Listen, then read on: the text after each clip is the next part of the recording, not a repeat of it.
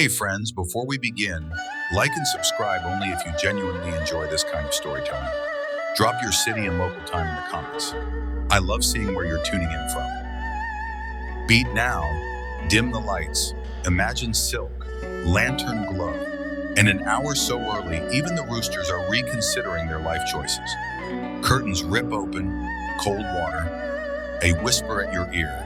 Rise, noble lady. You're still half asleep, but your attendants are already negotiating with your hair like it insulted the dynasty. 7 seconds to go from mortal to ethereal. Puffy eyes, offensive, bedhead, treason, drool. That's a week of eunuch comedy material. Not for the emperor. He's probably debating poetry with ministers and misplacing your name. This is for your colleagues. 50 women who can smell weakness like sharks, only with better shoes and worse intentions. Breakfast arrives, elegant silence. Rank decides where you sit, and temperature decides how smug you feel. Warm dumplings near the sun, congealed porridge in the shade. You eat like a sparrow on a juice cleanse. No slurping, no chomping, and absolutely no burping unless you're ready to apologize to your ancestors in calligraphy. Conversation, that's an Olympic sport of passive aggression. Your hairstyle is very unique. Translation, you look like a startled goat.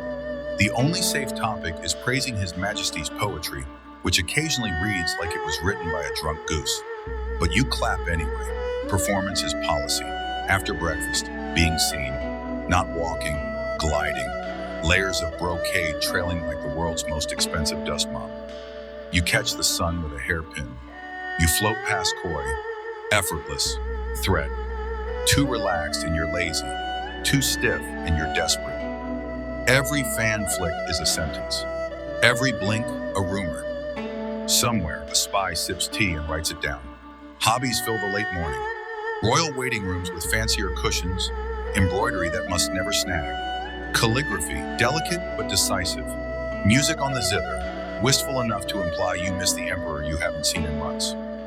Reading? Confucian classics only. Nothing spicy, nothing useful. Just enough wisdom to keep your thoughts polite. Lunch isn't lunch, it's intelligence gathering. I probably shouldn't say this. Means they've already told 3 people. Who fainted in music practice? Whose hairpin was found in a suspicious corridor? Who looks pale, pregnant, plotting, or just low on iron? Gossip moves faster than official memos, and it can make or break your week. Then the evening selection. The schedule is a state secret guarded by eunuchs, astrologers, and probably a very judgmental crane. To be chosen is power. Gifts, warmer rooms, maybe a promotion.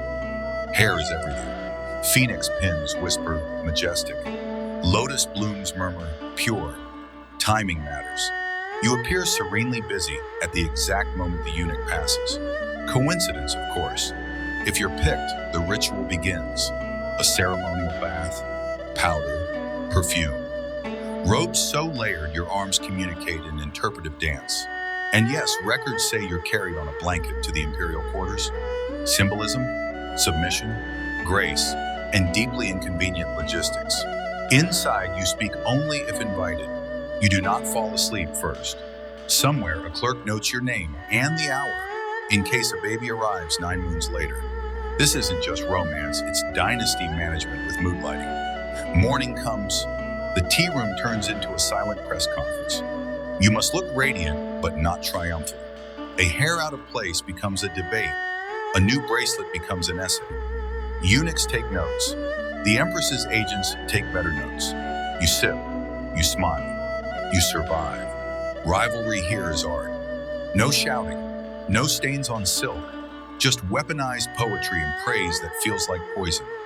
Your robe is so bold in this lighting, devastating. But here's the human part they don't write down. Sometimes a senior concubine slides you the warmest dumpling. Sometimes you quietly fix a younger girl's crooked hairpin before anyone can laugh. For a breath, the palace is just a room full of tired women doing their best. And time, relentless as always, turns favorites into footnotes. One day you're a rumor with legs. The next you're an elegant advisor in a quiet pavilion with a lovely view of a wall. You drink chrysanthemum tea. You teach a perfect stitch.